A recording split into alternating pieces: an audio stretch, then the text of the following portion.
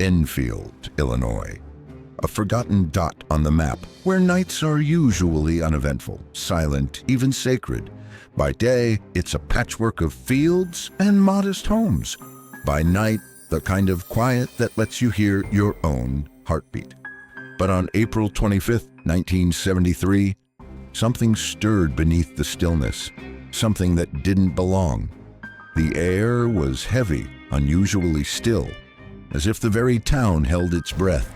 No one knew it yet, but that night a door would open, and something unspeakable would step through. Henry McDaniel was not home when it began.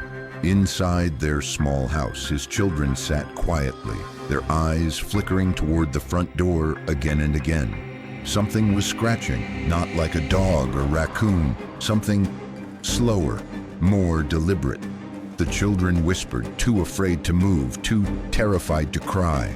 The sound crept down the hallway like a warning, and in that moment, childhood fear turned into something else, into instinct. They knew whatever waited beyond the door was watching, waiting, hungry. When Henry returned home that night, he was met not by cheerful greetings or warm hugs, but silence. That kind of silence that swallows the room whole. Then he heard it. Scratch. Pause. Scratch. With a slow hand, he opened the front door. He expected a stray dog, maybe a prank. What he found instead stopped him cold. Hunched behind the rose bushes, it waited. Pale gray, unmoving, staring. It was not human, nor animal, nor anything Henry had ever seen in his 50 years. It stood there in the moonlight, about 4.5 feet tall, gray, wrinkled skin like dry rubber. It had 3 legs positioned in a triangle, shifting gently as if ready to pounce.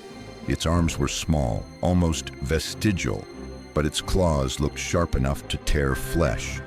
And then its eyes, 2 brilliant pink orbs glowing like flashlights in the dark. Eyes that didn't blink, didn't look away, eyes that saw through him. Henry did what any man would do. He slammed the door shut, bolted it, and raced to his revolver. When he returned, the thing was still there, waiting like it knew he'd be back. He fired once, twice, then again. 4 shots rang out into the night. One of them struck. The creature let out a sound, no, a shriek, that Henry would never forget.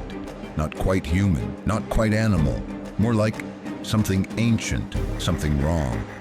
And then, impossibly, it turned and leapt, not once, not twice, but 3 times, each bound carrying it over 50 feet, before it vanished into the darkness. When the police arrived, they didn't know what to make of it. The front door bore claw marks, deep, ragged, deliberate. On the ground outside, strange footprints sank into the soft earth. Not animal, not human. Each track showed 6 circular paths, arranged in a way that defied biology. Whatever it was, it had been there, and it left more questions than answers. The strangest part, it wasn't the first sighting. Just hours before Henry's encounter, a young boy named Greg Garrett had been playing alone in his backyard. What he described was brief but chilling. He said a creature ran at him, stepped directly on his feet, shredding his tennis shoes into pieces before vanishing into the trees. No one believed him until they saw the shoes. Days passed, then weeks, but the sightings didn't stop. One man, Rick Rainbow, a local radio station director, decided to investigate. He followed the rumors out to an abandoned house on the edge of town. There, in the crumbling darkness, he saw it. The same gray creature, and as it disappeared into the shadows, he caught something else. A sound, a high-pitched wail, screeching, unnatural. He recorded it, and when he played it back, he swore it sounded like something not of this world. News of the monster spread like wildfire. Journalists, monster hunters, curious onlookers with rifles and flashlights flooded into Enfield. The sheriff, overwhelmed, tried to keep the peace, but fear had taken root.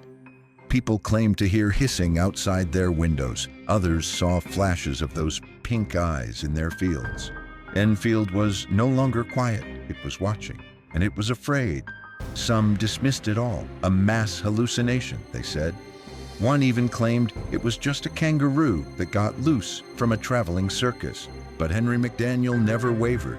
He swore on his life, on his children, that what he saw wasn't a kangaroo. It wasn't human, and it wasn't from here. The monster was never captured, never killed. After the spring of 1973, it disappeared, vanishing just as quickly as it had arrived. But its mark remains. In Enfield, the children still talk about it. Locals won't walk the tracks after dark. Some say it was real, others a myth. But late at night, when the wind is right, you can still hear the hissing, and sometimes you can see those pink eyes watching. Thank you for watching, and subscribe for more.